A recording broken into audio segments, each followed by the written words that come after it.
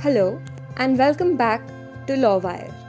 Today we're honored to have with us Ms. Bharti Ali, one of the co-founders and the executive director of HAQ, Center for Child Rights, a Delhi-based non-governmental organization working towards safeguarding the rights of children and giving them the platform they deserve. A brief introduction about Ma'am and her work. Being in the development sphere for over 29 years, Ma'am has contributed in ways more than one, including research, training, and advocacy. While her area of expertise has been child rights, she has also worked towards uplifting women by following a rights-based approach. Ma'am has worked with both central and state governments in drafting of laws, policies, plans, and programs for children.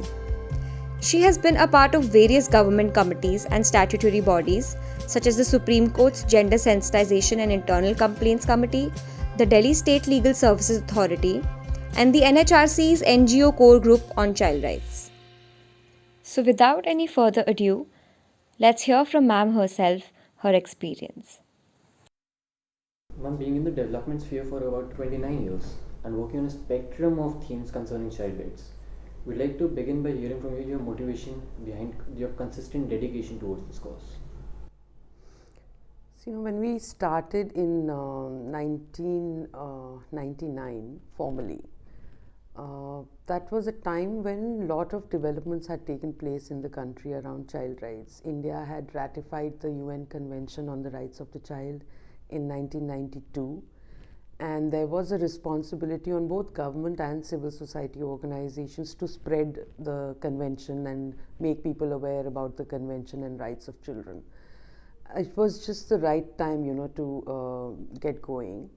And also we were realizing, me and my partner Inakshi, we had been together working for many years on issues concerning displacement, forced evictions, in the name of development, and we'd seen a lot of families getting disintegrated completely as a result.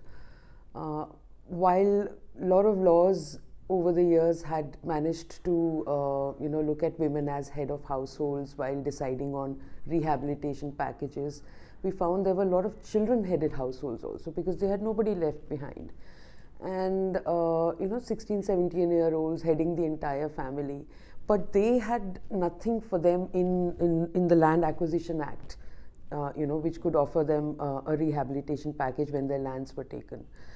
Those were things that were pinching us and disturbing us. Why is it that we don't recognize children as individuals with a certain set of rights?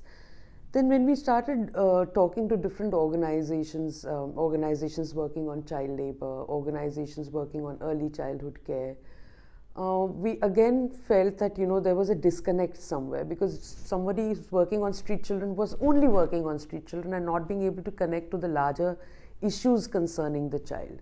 Where is the child coming from? What are the difficulties in the immediate environment of the child which has forced the child to be on the streets for a large part of the day? Again, working on early childhood care, just providing creches and not being able to see the connect that if you invest in early childhood, you actually investing in a sound in a sound society at large. Those are the developmental years which make a personality. A lot of juvenile delinquency that we witness today is because their early childhood was never taken care of. There's a direct connection, but the organizations were not being able to make that connection. So that's where we wanted to come in and bring more focus on children's rights in an integrated way, to make people understand that you can't look at child as somebody we love. Yeah, so everybody says we love children.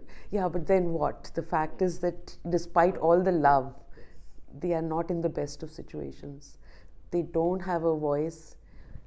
When we become their voice, we again come with our own biases, our own prejudices, our own adult-like behavior. We're not really wanting to look at them as individuals. So all of that was something which actually forced us to set up an organization. We didn't want to, honestly. एक और दुकान नहीं खोलना चाहते थे हम. but there were no takers. So we went to a lot of organizations. We said, just give us a little space. You're working on human rights. Give a little space to child rights. But it didn't happen. So we were literally forced to register an organization. Ma'am, you talked about child-headed families. Ma'am, in this recent with COVID outbreak, there are a lot of families that are left with only children. The mother and the father both died due to COVID. So, how are these times going to affect our society at large? 10 years from now, 15 years from now? Well, COVID has had some very, very serious impacts. It's not just children who have lost one or both parents, but even otherwise children who haven't had a physical loss, of a parent, have been through a lot of distress for various reasons. And it's not just confined to children from poor families. While children from poor families were forced into child labor, girls had to be married off underage because people felt that they didn't know what's going to be there for them in the future. So they were married off early. There were cases of trafficking. But even for our children from the upper middle class and the wealthy families, there's been a lot of distress, a lot of mental health issues. Being confined to the four walls of your house, not being able to physically meet your friends, not being able to go to school during the lockdown, those are spaces that children have. And when those spaces are taken away, suddenly you just don't know how to manage. And there are crises, every there is no family without any crisis. So there are different kinds of situations in every family, and children need those spaces to move out, talk to their friends, share with friends. So that sharing has not happened, and that's left a lot of mental health issues among children. Those were also very difficult times for children who were taking their board exams. They didn't know what's going to happen next. And a lot of time what happens is when when you're in class 10 or class 12, you really don't pay attention to your semesters and pre-board stuff, because you're concentrating on the final exam. And then when children were told that they're going to be marked based on their performance through the year, so many of them lost hope. So all kinds of things were happening. For those who have lost their parents, of course, it's a very, very difficult situation. Different organizations have tried to come forward and provide whatever assistance is possible. The Supreme Court is also looking into it, and the PM Cares for Children is something that the Supreme Court is trying to look into and see that more and more children are benefited out of that. But as of today, the new news that I read today, it says that some 3,400 something children have been approved for benefits under the PM Cares. And I don't think the number is as little as 3,400 children. So we really need to still identify. The other difficulty is that PM Cares for Children is for children who've lost both parents, but a lot of them have lost single parents. And our own finding, because we are supporting about 25 such children, so our own finding tells us that a lot of them have lost their fathers, who was the primary earner of the family. So these families do need support. Our biggest fear has always been that we really don't have any program supporting kinship care. So often what happens is that most state governments found a solution in bringing these children into the juvenile justice system. But that's not really where they belong, If they have extended families willing to look after them, we just have to let them be with their extended families and not bring them into the juvenile justice system. So those are things that I think we need to really think through, and we haven't done the right thing, I would say. Ma'am, as you said, this organization personally is looking after 25 children, such children. So this organization is dealing with multiple stakeholders in the society, be it other NGOs, be it the government agencies, or be it individuals for that matter. So since one size fits all is not applicable in this case, so how do you deal with the various stakeholders, and how do you as an organization imbibe the spirit of oneness and take it forward for the society? You see, when we say child rights and child being somebody who's under the age of 18 years, we feel we're talking of one homogeneous group of children, which is not the case. So we have to be cognizant of the fact that childhood has its different stages.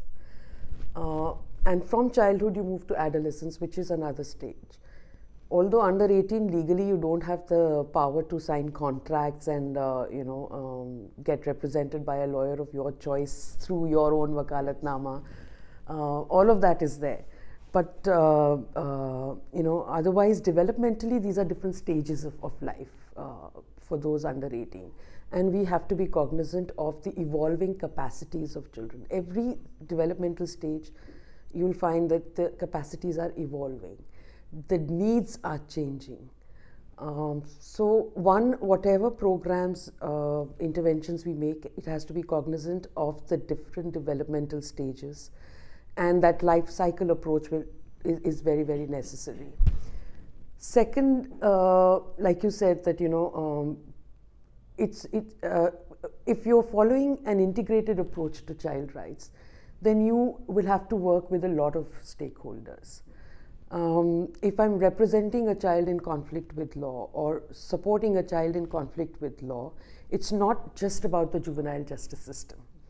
I'll have to work with the education system, because I need to ensure that the education of this child is not discontinued.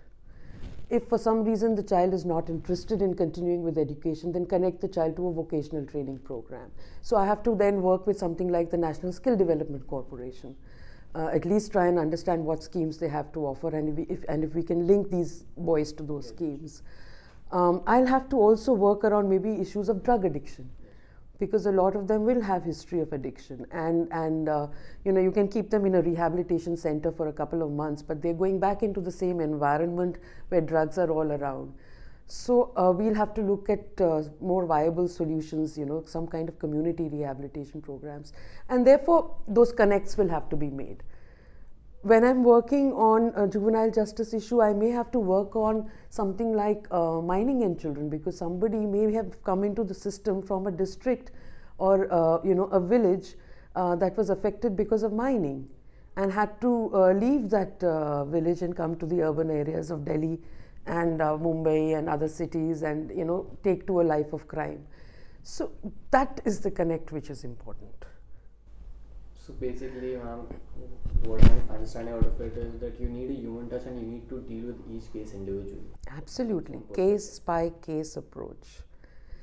Case management and case by case approach is something that is lacking even today. Most people, if you're providing legal assistance, it's another legal file for you. But then the moment you bring that case to case and case management approach to that legal file, there's an individual, there's a story. Ma'am, so many instances of child abuse go unreported in today's times. In one of your articles, you mentioned the concept of agency. So, ma'am, could you please elaborate on this concept, and also what steps would you suggest towards bettering this concept for the betterment of the children? Yeah, so like I said, there are different developmental stages and therefore evolving capacities. And you cannot, it's really strange when I look at the laws. So if you are above 7 years old and there's a custody battle, the court will ask you whether you want to go with mama or papa. Suddenly, you have that capacity. Yeah, suddenly you get that capacity to be able to decide. Otherwise, sorry, you're underage and you have no capacity. If you're choosing a partner that you want to spend time with, it's criminalized today. And if you're in a physical relationship, in a sexual relationship, because you're underage, therefore it's criminalized. So you have no choice, and you can't exercise your discretion. Then when it comes to juvenile justice, suddenly you are attributed maturity by the age of 16 and you're capable of knowing and understanding all the crimes you commit, and therefore you must be subjected to stringent and harsher punishments. It's much to the convenience of adults, really, honestly, and not going by the fact that different ages have different capacities, and we have to recognize those. So agency is about, again, coming back to treating a child as an individual. Even small babies, when they need food, they cry, no? Infants, when, newborn infants, they'll cry when they need food. We all have a way of expressing ourselves. We need to understand that expression. But here we're trying to say that these people are not capable of an expression. So that's where the problem is coming today. Everybody says children are mature, they are watching so much on the internet, they are so exposed these days, they know it all. But they still haven't been able to figure out what is correct and what is not, and even forget, I don't even want to get into the language of what is wrong and what is right, because those are very subjective things. But we haven't really empowered them enough to take responsible decisions for themselves as well as others. So we can, they are exposed, but then do we really talk to them about these things? We don't, and we don't because we don't have a language to talk to them. The problem lies with us as adults. We don't have that language. But when I talk to young people, I was talking to a boy. I don't know whether this should be recorded or not, but I do want to share this. So I was, we were having a session on health, reproductive health. And so I was talking to girls, and girls, over a period of time, and now with movies like Padman and all, Akshay Kumar coming in, there is a little acceptance of the fact that girls do go through a menstrual cycle, and you need to talk about sanitation, hygiene, and healthcare at that point of time. Nobody really talks to boys about what they go through, And so they have a lot of stuff that they're watching, but they have nobody to talk to them about what to do with it. And so this young boy, I said, I just asked this boy, I said, when you first had a nightfall, what did you do? Of course, there was a lot of giggling and, all of that happened. I said, you could have talked to your elder brother. He said, मारता मुझे अगर मैं उससे ये बात करता तो, which is true. They have nobody to go to but their own peers, and the peers are in the same situation where they don't have enough information. So they live with these myths that, something's happening to them, it's not right, physically they are not strong, and that's why this is happening. So they have all kinds of notions, and nobody has dispelled those notions. We need to engage with young people on a lot of these issues. If they are exposed and we are not discussing the things they are exposed to, you can just imagine, what will go on in their heads and what kind of myths they will continue to live with. And I don't expect any responsible behavior from somebody who's had no conversation on these issues. So we need to start making those conversations. And I think a lot of work has to happen on behavior change communication. Behavior change communication directed towards being able to make more responsible decisions for self as well as for others. Ma'am, you talked about two things, ma'am. The first being, you said that each child has to be dealt case by case. There can't be one single straitjacket formula for them, especially from the legislation perspective. So how do you think legislation can be drafted for children? Like we had the recent POCSO Act, but yes, when analyzed and with the scrutiny of time, we realized there are a number of points that have to be looked after even in the Act. The number of loopholes that people are exploiting. So how do you think legislation can be drafted for children? You see, first thing is that we don't really engage with children for whom we are making these laws. So we're often enough, away from children's realities, and we make laws because, we as adults believe in something. And we're doing the similar thing with, for instance, now the bill that has come on increasing the age of marriage to 21 years. Again, not aware of children's realities. On the one hand, we have privatized higher education. The new education policy privatizes higher education, which means higher education is going to become more expensive, and people are not going to afford them. If we want people to continue to send their daughters into higher education, we have to do something about that. And that is the way to delay the age of marriage, rather than bring a law. A law would mean that if a parent, for whatever circumstances, there are some circumstances which will be beyond people's control. COVID was not something expected. And somebody who has no means really would really think about getting the child married if they find a decent groom. So now we are saying 18 to 21 years will also not be able to get married. And therefore, if due to certain circumstances a parent goes for it and gets the child married, what is going to happen? Jail, fine. We're becoming so regressive in our legal framework and so punitive about everything, as if punishment is the only way to make a change. And the child marriage law actually has never worked. We only have 785 cases registered under the Child Marriage Act. It's a failed law, and we still want to rely on that law to bring a change. What has actually changed is investing in education. What has actually changed is awareness around sexual and reproductive health, and the fact that teenage pregnancies can lead to maternal mortality. All of that is what we need to work on. So similarly, with POCSO, we kept telling them, and we carried voices of people. When death penalty was being introduced, there were a lot of incest cases where the mother wanted the man punished but didn't want death penalty for the man. The child wanted the father punished but didn't want death penalty for the father. And 96% cases are such where the offenders are known to the victims. Around 25 to 30% are cases of incest. Someone from their own family related by blood or adoption. We're not even cognizant of what people are saying, what they want. But we hear just one middle class cry on Janpath around India Gate with candles, and that is what popular media captures, and that becomes the law.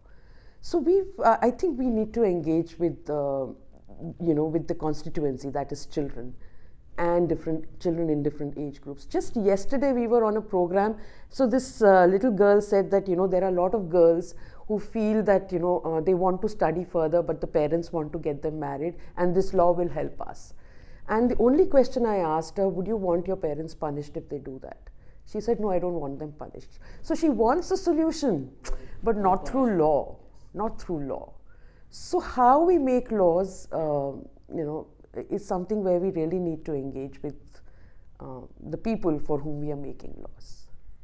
Ma'am, you time and again said that we need to engage with the people. Like, we're making laws, but we're not talking to the children for whom those laws are made. So, ma'am, how do you think can we go about it? How can children be brought into discussions for framing of laws? Well, there have been very positive examples of that in the past. Around child labor, for instance, we've never had a complete ban on child labor in that sense. And that's because there's a very strong voice of children. There's a street and working children's forum. There are organizations like the Concerned for Working Children. So there are associations of children, like Bhima Sangha in Karnataka. They have managed to, come across as a strong voice, and government has had to hear, those voices. So if we can, we really need to promote, children's agency, as you said, and children's collectives. I think as collectives, they will be able to brainstorm amongst themselves. Let them brainstorm and decide as to what is best, for them. Yes. Now, also you talked about how the Bollywood movie Padman, like the stigma around menstrual health for female was a bit lessened off by Bollywood movie like Padman. So, ma'am, how does Bollywood, being a huge medium for the entire masses, affect in reducing the taboo data in the society? It does help, but it can also go the other way. So again, I don't know how responsible we can make media. I'm not particularly fond of Padman because there are other criticisms about the movie. But yes, the fact is I can't ignore it sent out a message. So it can play a very, very positive role.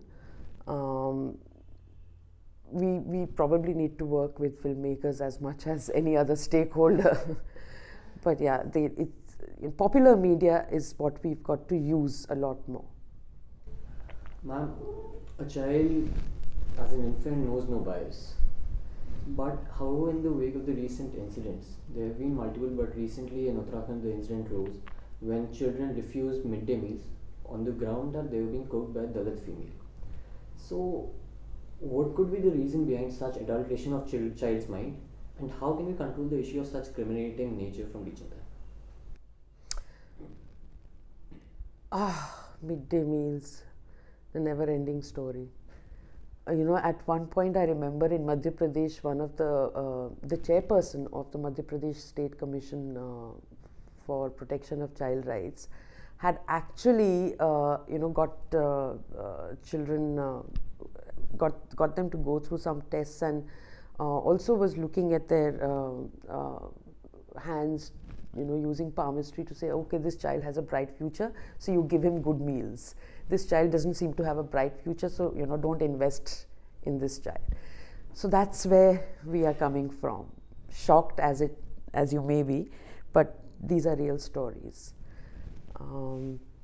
And yes, midday meals, we've always seen that a lot of people, unfortunately, we are such a divided society, with such caste hierarchies, that a lot of people don't want to consume that food because it's cooked by a Dalit woman. But that's a very strange reality. So we have Dalit women who will be called when it's an issue of childbirth, क्योंकि child birth जो है उसमें गंदगी होती है, तो वो दलित woman को हम बुलाएंगे. She will be the Dai and she will deliver the baby for us. But we still don't want to have anything to do with a Dalit woman. And in such a stratified society, I don't know whether, and that's where my challenge and frustration today lies. I really don't know how and what kind of world are we giving to our children and young people. Instead of promoting a human rights approach, we continue to be, promoting a very discriminatory approach to life, and investing too much on polarizing more and more than ever before, in the name of caste, in the name of religion, in the name of class. That's my biggest fear today. We did a little fact finding on the impact of NRC in Assam on children, and there were children who were telling us that when the NRC process happened, some of them made it, a few of them could not make it to the NRC process.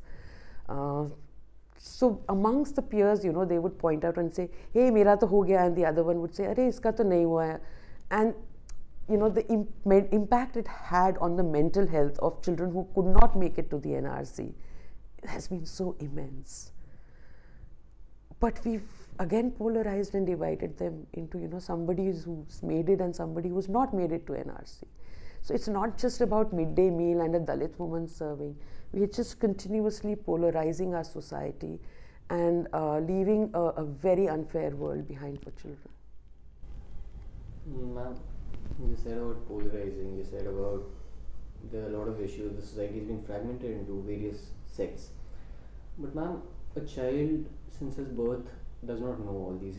He's not aware of racism, he's not aware whether he's black, he has a friend who's white, or anything of that sort. So, who's responsible for imbibing in him those values, those wrong values, I said, those wrong moral values, that yes, a black person is this, a Dalit is this, a Brahman is this. Who's responsible for it? We are, as adults, we are responsible. The families are responsible. The politicians are responsible. Each one of us, I think, has to take that onus. For a very long time, until I studied sociology in masters, I was not aware of the kind of stratified caste system we have. Can you imagine? Because that's not what our parents had taught us. We never really. In fact, I was telling, I was doing a training on preparing social investigation reports for children who come in the juvenile justice system, and I was telling the probation officers and welfare officers that I'm so lucky that there was the CWC's child welfare committees, and the JJ Act was not very functional at that time. Otherwise, I would have been in the system. As kids, we used to. Every Tuesday in the nearby temple, a lot of people come with excellent hot bundi to be offered to the gods in prasad.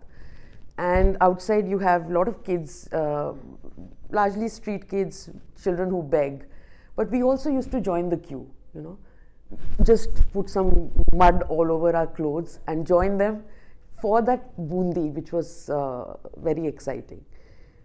But today there are some drives being carried out to just pick up children who are begging and who are on the streets. ये क्यों है सड़क पे, ये भीख नहीं मांगनी चाहिए बच्चों को. उस टाइम पे अगर वो ड्राइव चला होता तो I am telling you, I would not have been with my family, I would have been in the juvenile justice system. So it's we as adults who are constantly promoting a certain way of life which is so far from the human rights principles and approach. In fact, we don't respect human rights. We don't respect our own human rights, and that's why we're doing this. We don't respect anyone else's human rights, and we have no respect for rule of law. None at all, which you see while at traffic signals you see people are violating any law. So we actually have no respect for rule of law. I think somewhere it's adults, but somewhere also the system that has to change in terms of the kind of approach we are taking on our policies and legal frameworks. Those have to be more neutral. Those have to actually promote the message of equality in that sense. Equality, equity, justice has to come from our laws and policies and their implementation. If we start investing in that, it's so sad that we're all taught law of torts when we are studying law, but there's nothing on law of torts really in this country. And that is the most critical law which brings some kind of civic sense in people. We've got to start working on the law of torts and implement it in this country. So that we have a basic civic sense and we respect each other and learn to respect each other's rights. So the exercise that I usually do is, in a lot of programs, I ask everyone to stand up and spread their hands. And as they spread their hands, it touches somebody else. It's bound to touch somebody else who's next to you. And that's the boundary that you've got to know, that this is where your rights end, and beyond that you're actually impinging on somebody else's rights. That is something we haven't been able to enforce through our legal system. So that's where I'm saying, bring law of torts, bring that civic sense in people, bring that understanding of the Constitution of India, which has really gone for a toll now. Now, you talked about laws, but then a child does not know law as we know, as adults tend to know it. But now still, a child is open to education. So how important of a role does education play for a child's overall development? Not just the society that he's living in, but maybe a child from a marginalized society who's living in slums, but if he's open to good education, will that resolve the issue? Definitely, education is the key to a lot of change. But then, if the education system is also discriminatory, that becomes a circle. So the midday meal in the school, there should be no discrimination at all. But the education system probably has no answers to that, and probably in some ways also promoting that. We've read of stories and real stories where the non-Dalit children are made to sit separately when they are offered food. So the education system also promotes discrimination. The curriculum framework has changed and it keeps changing. But increasingly, we have brought a lot of polarization in the curriculum itself. So we harping about gender equality, but still, promoting stories in our Hindi and English literature books which are actually just the opposite. So how are you going to achieve gender equality? So education is the key, but that is where we are failing children again. Ma'am, so if we leave aside marginalized society for a point, it's not just children from that society that are affected, but also children from upper middle class or very privileged children who get affected, and the issue of mental health of those children isn't really looked after. For example, the recent Aryan Khan bail case, the entire incident. Today he is out on bail. There is no strong evidence against him. But then the entire media coverage of the entire incident, that is bound to impact his mental health, which people tend to overlook. So how do you, or how does HAQ as an organization look after the upper middle class or the privileged society should? See, HAQ has no reason to discriminate between children in terms of their class and caste. So if a case like that would ever come to HAQ would be happily taking it up and defending the child on the principles of juvenile justice. But at the same time, if the child has done something wrong, then holding the child accountable. And holding the child accountable does not always mean punishing. You can hold people accountable without resorting to stringent punishments. So that's one thing. But like you said, the system is traumatic for every child, irrespective of which class you're coming from.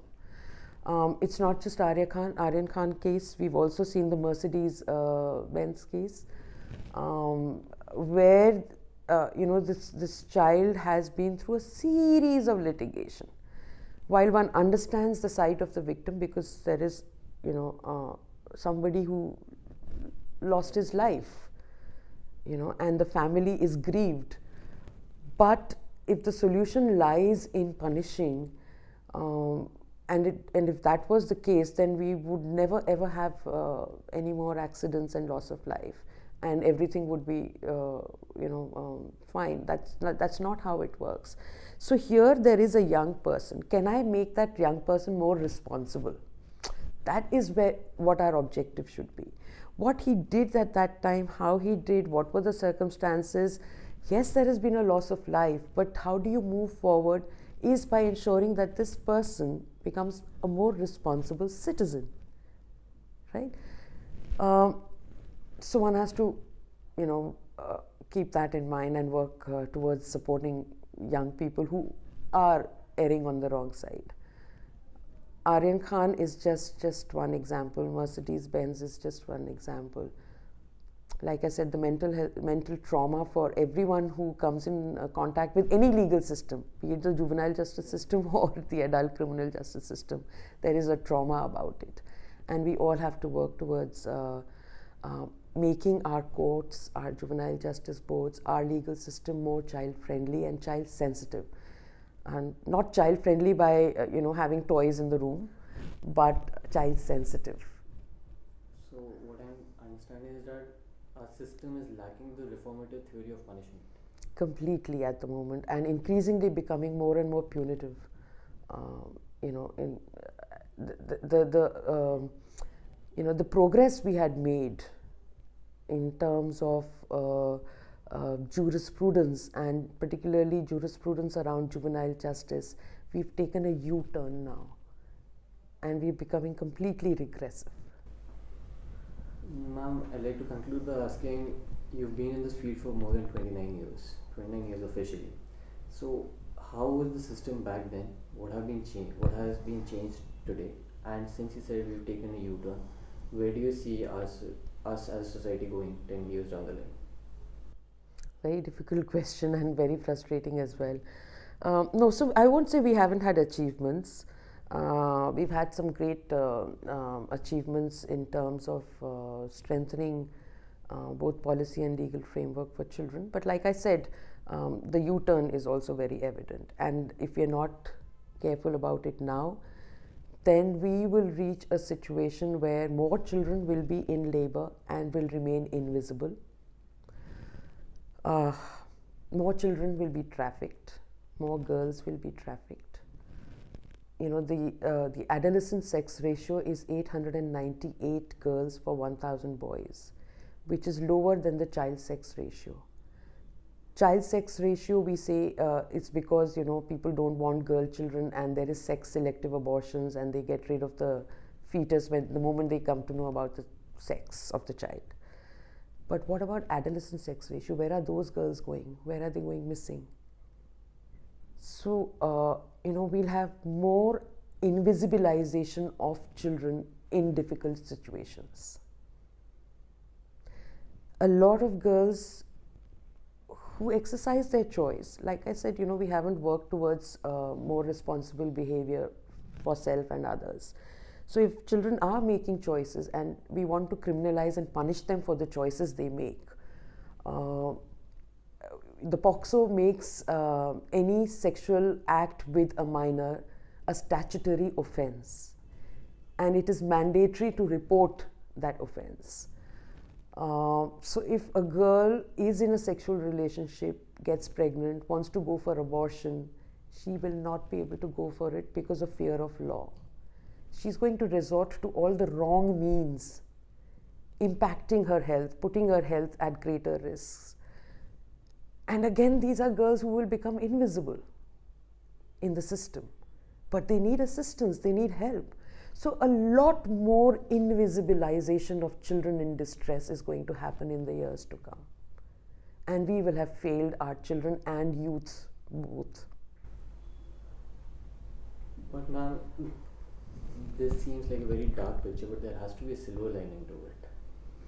So what do you perceive as a silver lining that, okay, this, we are going in the wrong direction maybe, but if these are the steps that are taking place, then yes, maybe we can have a good future ahead. Yeah, so I think the more we talk about it, that's where the silver lining lies. If you're going to stop talking about these issues, then there is no hope. But the fact that we are talking itself, I think, is a silver line.